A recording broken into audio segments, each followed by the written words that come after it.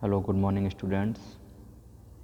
BCA first semester के language and communication के class में आज का हमारा टॉपिक है प्रेजेंटेशन। कल हमने सेमिनार के बारे में बात की थी, सेमिनार टॉपिक को डिस्कस किया था। आज बात करते हैं टॉपिक प्रेजेंटेशन के बारे में। प्रेजेंटेशन होता क्या है, आइए देखते हैं। N oral presentation is a form of oral communication. और जो प्रेजेंटेशन है वो हमारा ओरल ही होता है। ओरल प्रेजेंटेशन क्या है? एक ओरल कम्युनिकेशन का फॉर्म है, उसका एक प्रकार है, ठीक है। It is a participative two way communication. एक टू वे कम्युनिकेशन है, पार्टिसिपेटिव है, इसमें पार्टिसिपेट किया जाता है। Process characterised by the formal and structured, और इसका प्रोसेस है वो फॉर्मल और स्ट्रक्चर्ड है, ठीक है। Presentation of message using visual aids, thus the oral presentation is. इसके जो प्रेजेंटेशन है, अपने जो थॉट्स हैं उनका प्रेजेंटेशन, जो मैसेज को प्रेजेंट करना वो विजुअल एड्स के थ्रू किया जाता है प्रेजेंट। तो ये किस ओरल प्रेजेंटेशन में क्या क्या चीज़ें होती हैं देखते हैं।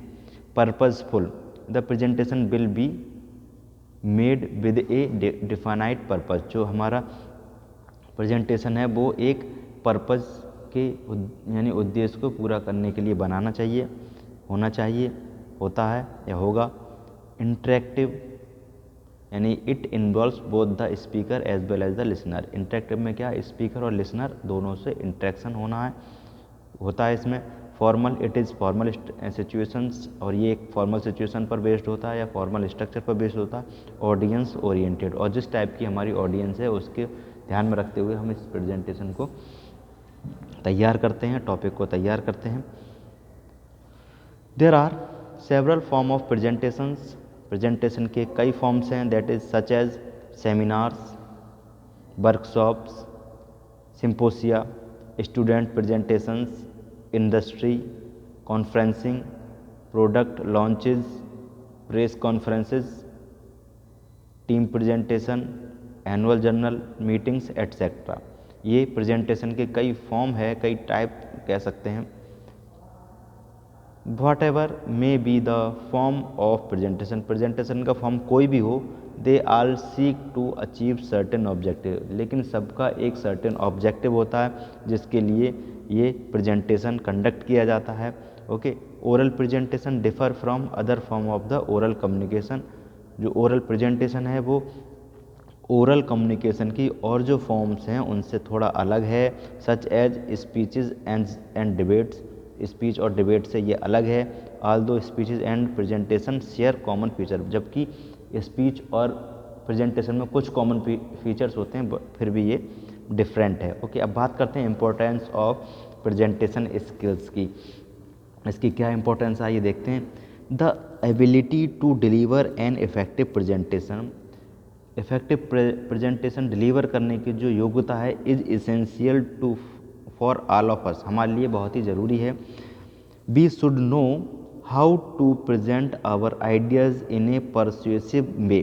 हमें ये जानना चाहिए कि हम अपने आइडियाज़ को एक परsuasive में मतलब ऐसे तरीके से प्रेजेंट करें कि सामने वाला कन्विंस हो जाए, ठीक है। इस तरीके से प्रमोट करना चाहिए।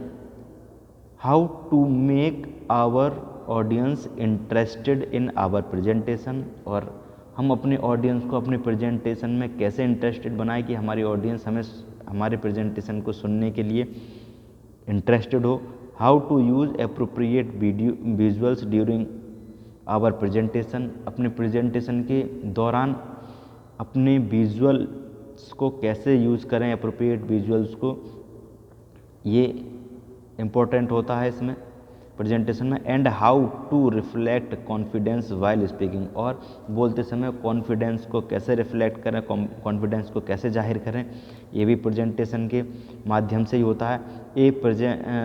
ए person making a presentation should have the ability to begin his presentation in an effective way. एक पर्सन जो भी अपना प्रेजेंटेशन तैयार कर रहा है उसमें ये एबिलिटी होनी चाहिए कि वो अपना प्रेजेंटेशन एक इफ़ेक्टिव वे में प्रेजेंट करे, तैयार करे।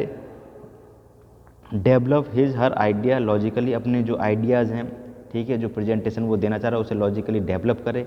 And conclude presentation with something memorable, और प्रेजेंटेशन को कंक्लूड करें या मतलब समाप्त करें तो कुछ मेमोरेबल पॉइंट्स के साथ। He and she need to understand the basic elements of an effective presentation. जो भी प्रेजेंटेशन दे रहा है उसे इसके बेसिक एलिमेंट्स के बारे में समझना चाहिए जिससे कि प्रेजेंटेशन हमारा इफेक्टिव हो सके। द 4 P's, 4 P बहुत ज़रूरी है इसमें। कौन कौन सी? That is plan, prepare, practice and perform. Presentation को तैयार करने के लिए 4 P जरूरी है, plan, prepare, practice and perform. Okay, अब बात करते हैं प्लानिंग द प्रेजेंटेशन। प्रेजेंटेशन को कैसे प्लान किया जाता है उसके बारे में बात करेंगे। An oral presentation is the formal, structured and systematic presentation of message to an audience.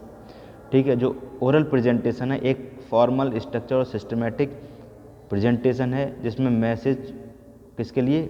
Audience को मैसेज देने के लिए इसका यूज़ किया जाता है। It involves conveying the lot of information in A limited time. इसमें हम लॉट ऑफ इंफॉर्मेशन को एक लिमिटेड टाइम में कन्वे करते हैं। It should therefore B planned well in advance, इसलिए इसे एडवांस में अच्छी तरीके से तैयार कर लेना चाहिए। So that the material is delivered, कि क्या मटेरियल आपको डिलीवर करना है इफेक्टिवली।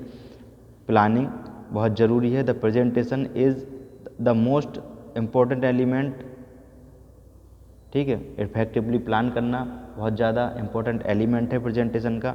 ठीक है, प्रेजेंटेशन को तैयार करना और उसे तैयार करने से पहले प्लान करना बहुत ही ज़्यादा ज़रूरी है। इट हेल्प्स द प्रेजेंटर, और ये प्रेजेंटर को हेल्प करती है। किस चीज़ में हेल्प करती है आइए देखते हैं।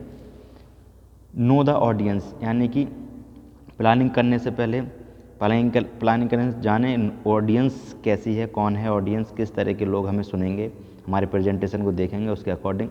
Stimulate the interest of the audience, audience का इंटरेस्ट कैसा है आपके प्रेजेंटेशन को लेके, उसे स्टिमुलेट करें। Be sensitive to the needs and expectation of the audience, audience की जो नीड और एक्सपेक्टेशन है उसके लिए सेंसिटिव रहें। Strike up interaction while his और her immediate audience in a as many way possible. ठीक है, इंटरेक्शन जो ऑडियंस से हो रहा है उसे स्ट्राइक अप करें। नो द पर्पज़, जो पर्पज़ है प्रेजेंटेशन का उसे जानें। एनालाइज द ओकेशन, के किस ओकेशन के लिए आप प्रेजेंटेशन तैयार कर रहे हैं उसे एनालाइज करें। Fit the material to the time at disposal, यानी अपने मटेरियल को इस तरीके से फिट करें कि जितना टाइम आपको दिया गया हो उसमें वो सारा डिस्पोजल हो जाए, यानी कि आप उसको डिक्टेट कर पाएँ या प्रेजेंट कर पाएँ। Select and narrow A topic for presentation, और प्रेजेंटेशन के लिए एक अच्छा टॉपिक, नैरो टॉपिक ही सेलेक्ट करें। प्लानिंग एंड प्रेजेंटेशन दस इन्वॉल्व पर्पज़ आइडेंटिफिकेशन। जब हम प्रेजेंटेशन को प्लानिंग करते हैं तो कौन कौन सी चीज़ें इन्वॉल्व करती हैं? पहली है पर्पज़ आइडेंटिफिकेशन, क्या पर्पज़ है इसे आइडेंटिफाई करना। ऑडियंस एनालिसिस, किस टाइप की ऑडियंस हमें सुनेगी या देखेगी उसे एनालाइज करना। एनालाइजिंग द ओकेजन, और किस ओकेजन के लिए हमें प्रेजेंटेशन देना उसे एनालाइज करना। And the process of selecting and narrowing the topic of presentation, और प्रेजेंटेशन का जो टॉपिक हम सेलेक्ट करेंगे उसे सेलेक्ट करना और नैरोइंग करने का जो प्रोसेस है उस पर ध्यान देना चाहिए। The following suggestions will help in planning well, और ये जो सजेशंस हैं वो आपको प्लानिंग करने में हेल्प करेंगे। पहला सजेशन क्या है आइए देखते हैं। डिफाइन द पर्पज़, प्लानिंग करने में सबसे पहले देखें पर्पज़ क्या है हमारे प्रेजेंटेशन का। Planning A presentation should be start by defining it's purpose.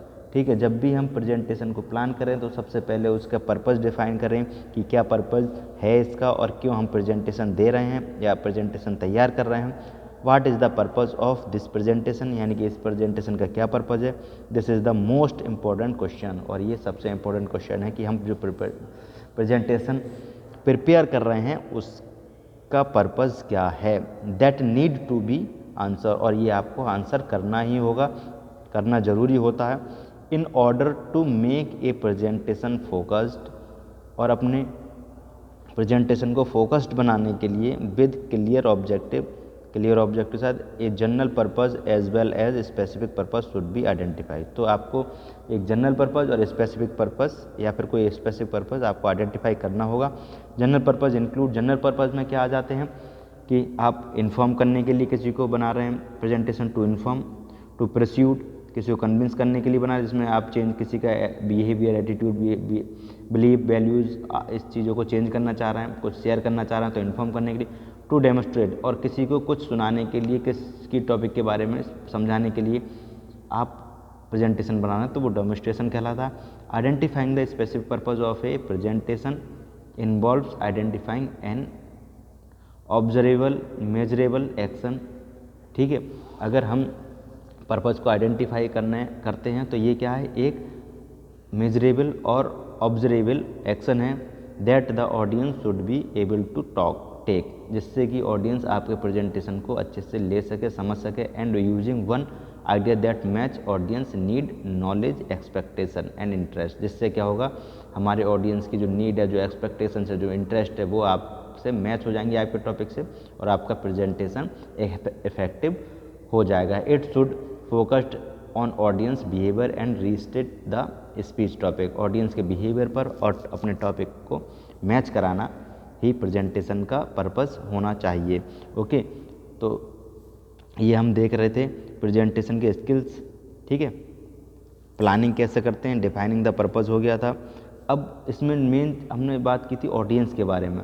तो ऑडियंस को ध्यान में रख कर ही हम अपना पर्पस जो है वो डिसाइड करें। जब तक हम प्रेजेंटेशन का पर्पस डिसाइड नहीं, पर्पस वो स्पेसिफिक भी हो सकता है, जनरल पर्पस भी हो सकता है, किसी को इन्फॉर्म करने के लिए, किसी को परस्यूट करने के लिए, डेमोस्ट्रेट करने के लिए हम प्रेजेंटेशन का यूज़ करते हैं।